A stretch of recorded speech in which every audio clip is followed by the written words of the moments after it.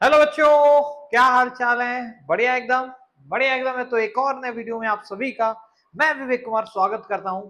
आज के इस वीडियो में बच्चों हम सभी बहुत ही इंपॉर्टेंट टॉपिक पढ़ने वाले हैं केमिस्ट्री की दुनिया का, जो कि है स्टोक्योमेट्री। ठीक है, स्टोक्योमेट्री से बच्चे बहुत ज्यादा डरते हैं। मोल कंसेप्ट के अंदर इसको पढ़ाया जाता है, लिमिटिंग रिएजेंट वगैरह बहुत सारी इसके अंदर चीजें होती हैं। हम लेकिन आज के वीडियो के अंदर बेसिक्स कवर करने वाले हैं, जिसको स्टोक्योमेट्री का एस भी नहीं पता है वो भी इस वीडियो के माध्यम से चीजें सीख सकता है। तो चलिए देर न करते हुए इस वीडियो को यहीं शुरू करते हैं। तो चलिए बच्चों, एक छोटी सी रिक्वेस्ट है कि आप सभी प्लीज पेन और कॉपी लेके बैठिएगा, क्योंकि ये थ्योरेटिकल कंसेप्ट नहीं बल्कि थोड़ा न्यूमेरिकल कंसेप्ट यहाँ पे ज्यादा होता है। ठीक है, तो चलिए देखिए भाई, स्टोक्योमेट्रिक कोएफिशिएंट। सबसे पहले इनके बारे में समझते हैं।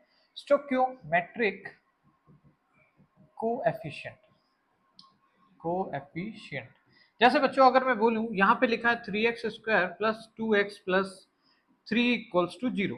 आप सभी को पता होगा ये क्वाड्रेटिक इक्वेशन का एग्जांपल है। यहाँ पे एक्स स्क्वायर का बेटा कोफिशिएंट अगर मैं पूछूं तो आप क्या बोलोगे कि सर एक्स स्क्वायर का कोफिशिएंट होता है 3, जो उसके साथ में लिखा हुआ है। ठीक है, उसी तरह स्टोक्योमेट्रिक कोफिशिएंट क्या होते हैं, इसको देखिए आपको मैं समझाता हूं एक केमिकल इक्वेशन के थ्रू।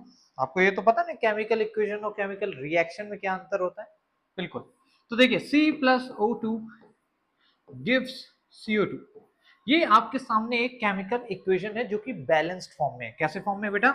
बैलेंस्ड। याद रखिएगा बैलेंस होना बहुत जरूरी है, उसी के बाद ही हम ये सारी बातें करेंगे। तो ये ऑलरेडी बैलेंस फॉर्म में है, इसमें एक कार्बन RHS में, एक LHS में, मतलब दोनों तरफ एक एक कार्बन है, ऑक्सीजन भी बैलेंस है। ठीक है। अच्छा, अब यहाँ पे एक खास बात क्या है बच्चों देखने की, कि जो इसके साथ में नंबर लिखा है, अब आप सोचोगे सी के बगल में तो कोई नंबर नहीं है, तो बेटा अगर कुछ नहीं है तो आप इंटू में 1 तो एज्यूम कर ही सकते हो, है कि नहीं? बिल्कुल सर। यहाँ पे भी इंटू में 1 एज्यूम कर सकते हो, हाँ जी सर। यहाँ पे भी इंटू में 1 एज्यूम कर सकते हो।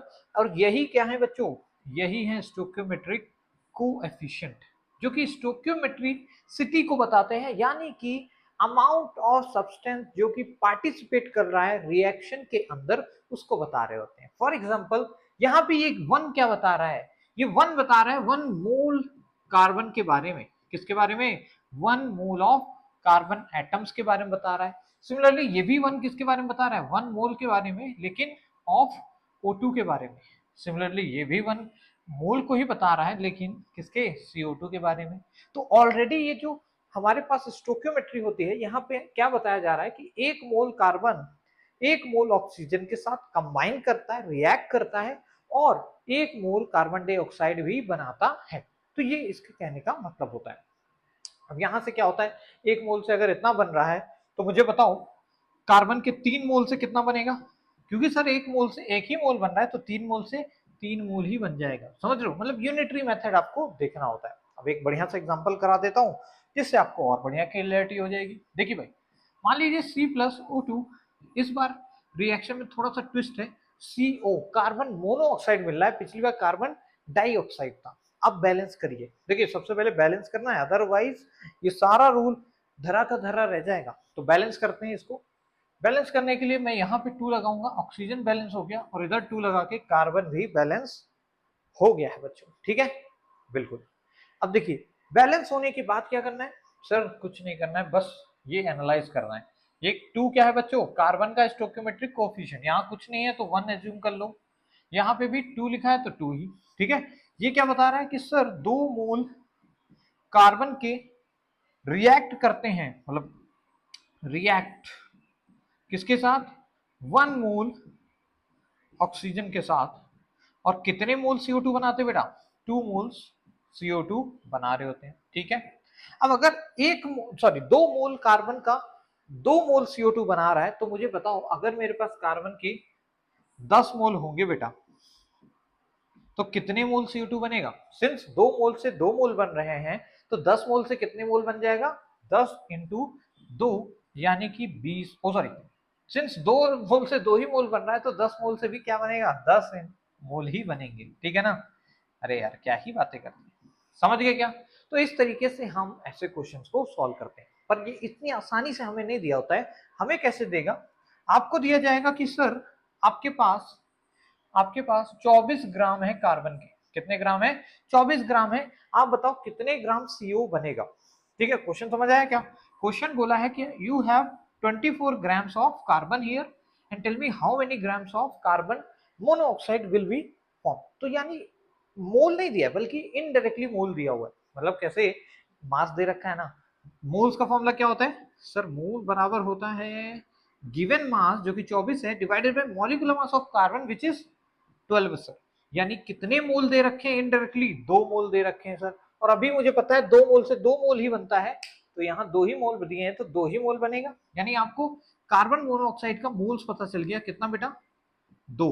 और मोल होता क्या है सर? मोल होता है मास अपॉन में मॉलिक्यूलर मास, और मॉलिक्यूलर मास कार्बन मोनोऑक्साइड का कितना हो जाएगा बेटा? ये हो जाएगा 12, ये हो जाएगा 16, यानी कि 6 2 8, और ये 28, यानी कि 28 नीचे आ गया। और मास अब यहाँ से आप निकाल सकते हैं, मास बराबर कितना आ रहा है बेटा? 28 इंटू 2, जो कि हो जाएगा 56 ग्राम।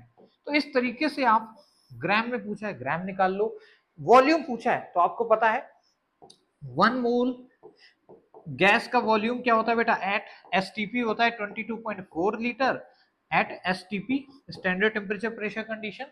एट एनटीपी की बात करें तो 22.7 लीटर्स एनटीपी में रख दो। इस तरीके से आप वॉल्यूम से भी रिलेट कर सकते हो मोल्स को, जैसे हमने मास को रिलेट किया किससे?